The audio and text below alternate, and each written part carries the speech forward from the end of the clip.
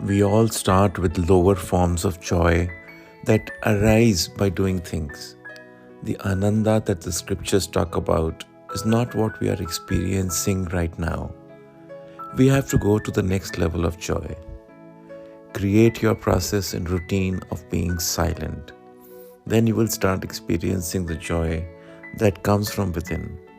The joy that comes without doing anything.